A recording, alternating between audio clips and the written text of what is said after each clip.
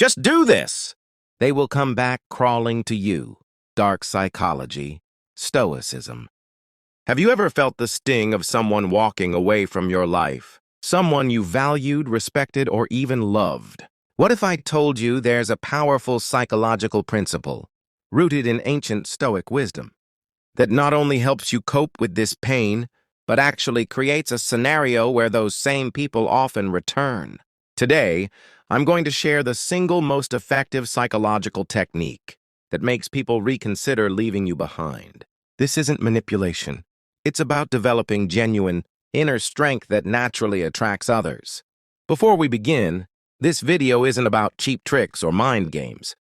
What I'm about to share comes from timeless Stoic philosophy and modern psychological understanding of human behavior.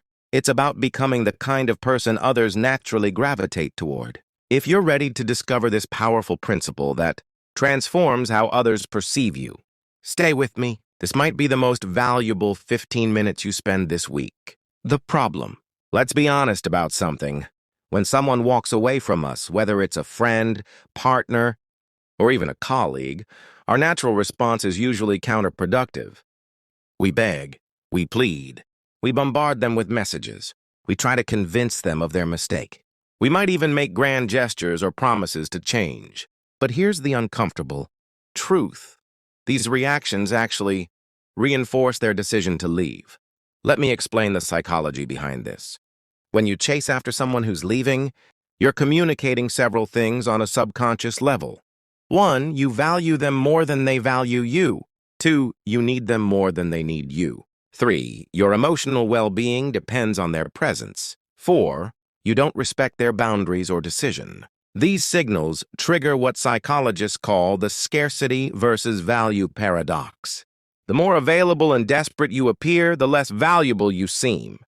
It's harsh, but it's human nature. We value what's scarce, what requires effort to obtain, what doesn't desperately need us back. The Stoic solution. So what's the solution? This is where ancient Stoic wisdom offers profound guidance. The Stoics understood something crucial. True power comes not from controlling others, but from mastering yourself. The principle I'm about to share is what I call dignified detachment. And it's the psychological key that often causes others to reconsider leaving you behind. Here's what it involves. 1, accept reality completely. When someone leaves, accept this reality without resistance. Don't pretend it doesn't hurt. But don't fight against what's already happened.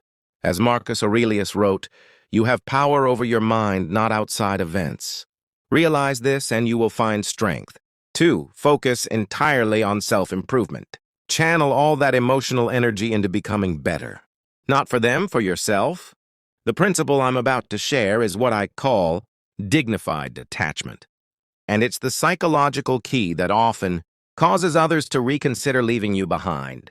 Here's what it involves. 1, accept reality completely. When someone leaves, accept this reality without resistance. Don't pretend it doesn't hurt. But don't fight against what's already happened. As Marcus Aurelius wrote, you have power over your mind, not outside events. Realize this and you will find strength.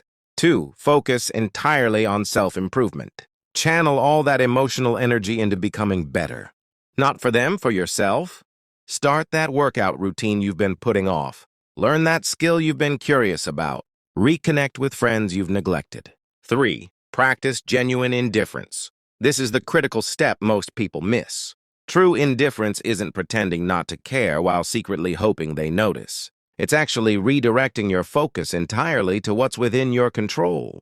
The Stoics called this amor fati, loving your fate, whatever it may be. 4, maintain dignified distance. Here's where most people fail.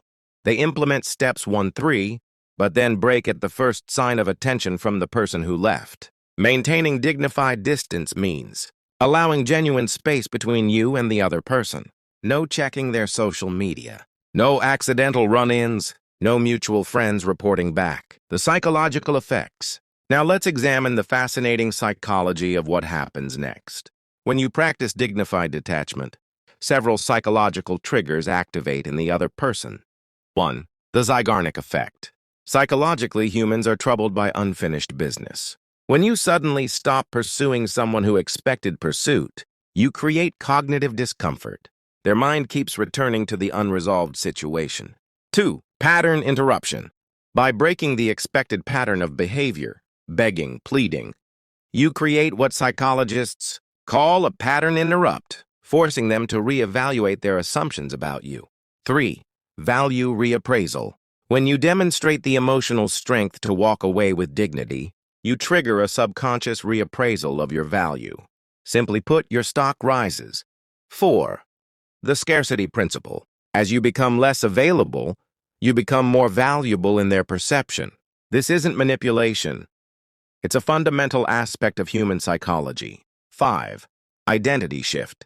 Most powerful of all, they're now confronted with a new version of you, one who can thrive without them. This challenges their entire narrative about why they left. Let me be clear. The goal here isn't to manipulate someone into coming back. The goal is to reclaim your personal power and dignity, which paradoxically is what often causes others to reconsider. Real examples. Let me share some real examples of how this principle plays out. Example 1, professional context. Mark was devastated when passed over for promotion by his manager.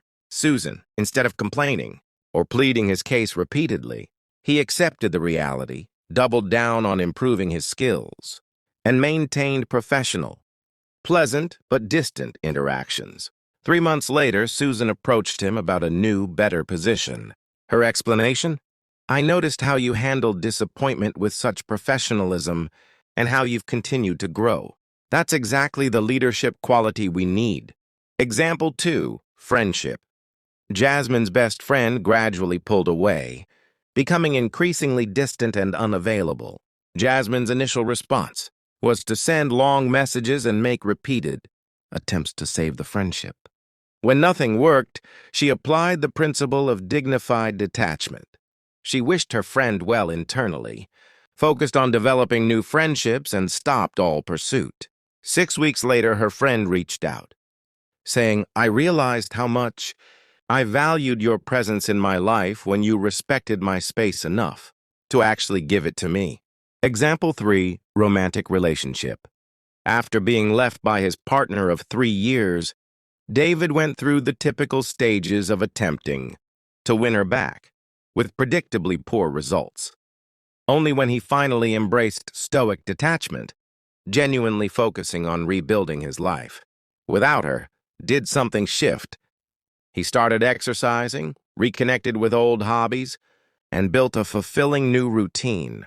4 months later, his ex reached out. You seem different, she said. I've never seen this confidence in you before. Practical application. So how do you apply this principle in your own life? Here's your action plan. 1. The 24-hour emotional release. Give yourself exactly 1 day to feel all your emotions. Journal, talk to a trusted friend, cry if needed. Don't suppress anything. 2. The dignity protocol. Draft, but don't send, one final message to the person who left. Express gratitude for what they brought to your life, wish them well, and state clearly that you respect their decision. This is for you, to help establish your mindset. 3. The 30-day self-focus challenge. For the next 30 days, channel all the energy you would have spent thinking about them into yourself instead. Set specific daily improvement goals. 4. The zero-contact discipline. Commit to zero reaching out. No messages, no calls, no checking in, no social media engagement. This isn't about ignoring them if they contact you. It's about not initiating. Contact yourself. 5. The identity rebuild. Ask yourself daily, who am I becoming now that this chapter has closed? Focus on becoming someone you admire regardless of anyone else's opinion. Remember what Epictetus taught. Make the best use of what is in your power, and take the rest as it happens. Conclusion. The true power of this principle isn't in whether someone returns to your life. The power lies in discovering that their return is no longer necessary for your happiness. When you truly embody these Stoic principles, accepting reality, focusing on self-improvement, practicing genuine indifference, and maintaining dignified distance, something remarkable happens. You transform from someone defined by others, opinions into someone defined by internal values and strength. And yes, often this transformation is exactly what causes others to return. The quiet dignity of someone who can walk away with their head held high is powerfully attractive. But here's the beautiful irony. By the time they come back, you'll likely have reached a place where their return is merely an option to consider, not a desperate need. This is the ultimate personal power, not manipulation, not games, just the natural magnetism of someone who has found their center. If you found value in today's video, hit the like button, subscribe for more insights, and leave a comment about your experience with these principles. Until next time, remember the words of Seneca.